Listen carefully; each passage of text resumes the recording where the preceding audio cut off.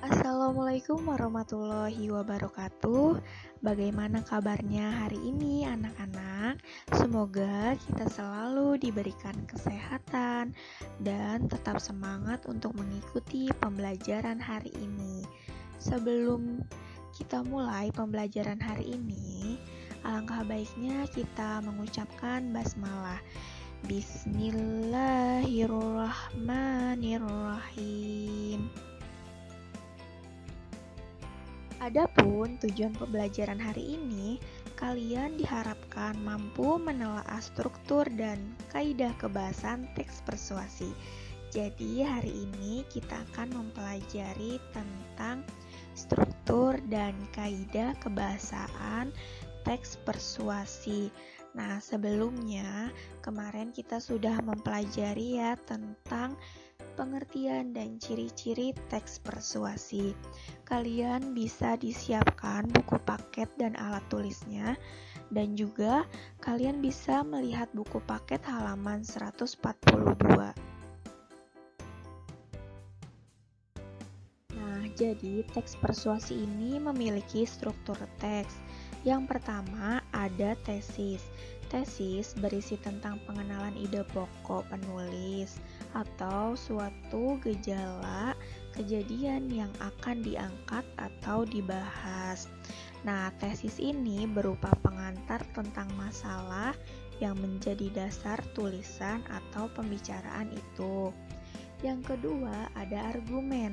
Argumen ini berisi tentang pendapat-pendapat yang mendukung ide pokok penulis. Nah, jadi semakin banyak pendapat yang penulis tuliskan, semakin meyakinkan nih sebuah teks persuasi itu, karena pembaca cenderung percaya terhadap suatu peristiwa yang nyata. Nah, yang ketiga ada rekomendasi. Rekomendasi ini berisi tentang ajakan penulis terhadap pembaca. Jadi, di rekomendasi ini inti dari teks persuasi. Nah, rekomendasi ini disampaikan secara tersurat maupun tersirat. Selanjutnya, di sini ada bagian tesis. Tesis itu merupakan struktur yang paling pertama dalam sebuah teks persuasi. Kalian bisa melihat contohnya di halaman 143. Di buku ada contoh teks persuasi yang berjudul Pentingnya Menjaga Lingkungan. Nah, bagian tesisnya bagian di paragraf pertama. Ada dari kalimat perlu kita sadari bahwa lingkungan adalah tempat tinggal bagi semua makhluk hidup di dunia ini. Selain itu, peran lingkungan sangatlah penting bagi kehidupan manusia, karena keadaan lingkungan akan ikut mempengaruhi keadaan makhluk hidup yang tinggal di dalamnya.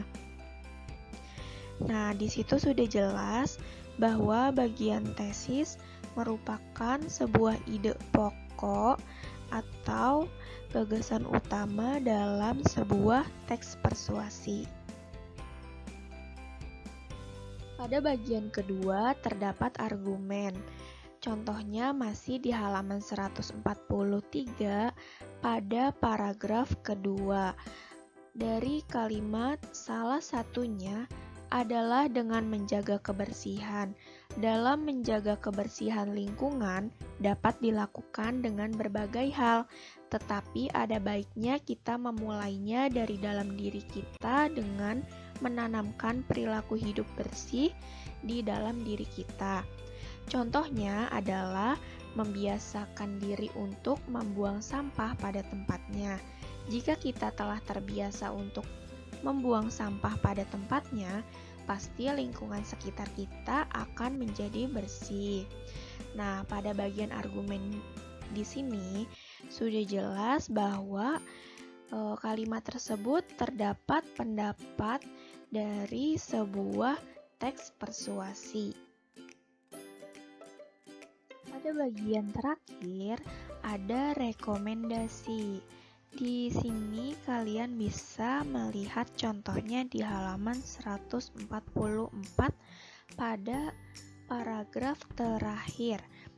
Dari kalimat, apabila kita telah menerapkan beberapa cara di atas, maka lingkungan kita akan menjadi bersih dan nyaman untuk ditempati. Selain itu, kita pula bisa terhindar dari penyakit. Oleh karena itu, mulai hari ini, marilah kita tanamkan kesadaran diri untuk membuang sampah pada tempatnya dan mengolah sampah-sampah kita. Nah, bagian rekomendasi ini adalah bagian intisari dari teks persuasi atau rangkuman. Kaidah kebahasaan teks persuasi. Di sini ada 3 bagian kaidah kebahasaan teks persuasi. Yang pertama ada konjungsi sebab akibat. Contoh katanya itu karena, sebab, oleh karena, sehingga, akibatnya, demikian. Yang kedua ada kata bujukan dan larangan. Contohnya itu jadikanlah, jangan, sebaiknya, hendaknya, waspadalah. Dan yang ketiga ada pendapat dan fakta agar pembaca lebih yakin dalam memperoleh bujukan-bujukan. Maka dari itu, teks persuasi harus terdapat pendapat dan fakta.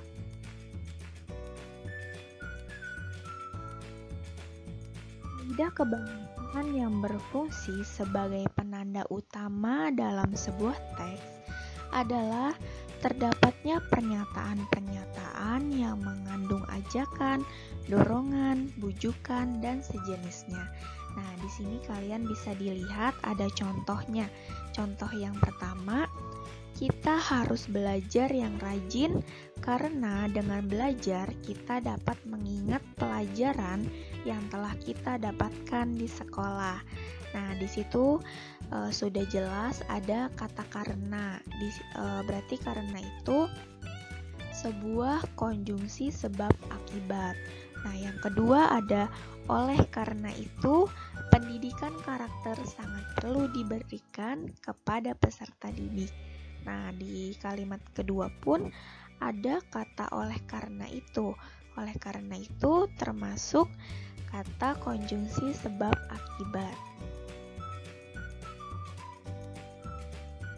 Nah, biasanya di teks persuasi ini pun di struktur kebahasaannya ada pendapat dan fakta. Di sini kalian bisa membedakan mana yang pendapat, mana yang fakta. Nah, pendapat biasanya disebut opini. Di sini ada contoh kalimat pendapat.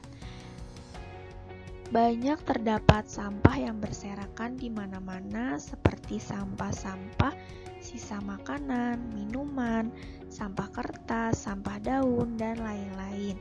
Nah, di sini ada contoh kalimat fakta. Sampah dibedakan menjadi 3 jenis sampah, yaitu sampah organik, sampah non-organik, dan sampah kimia. Baik, materi hari ini kita cukupkan saja. Selebihnya jika ada pertanyaan dan belum paham, bisa ditanyakan melalui WhatsApp group. Nah, jika belum mengerti bisa ditanyakan. Nah, terima kasih. Sampai jumpa. Wassalamualaikum warahmatullahi wabarakatuh.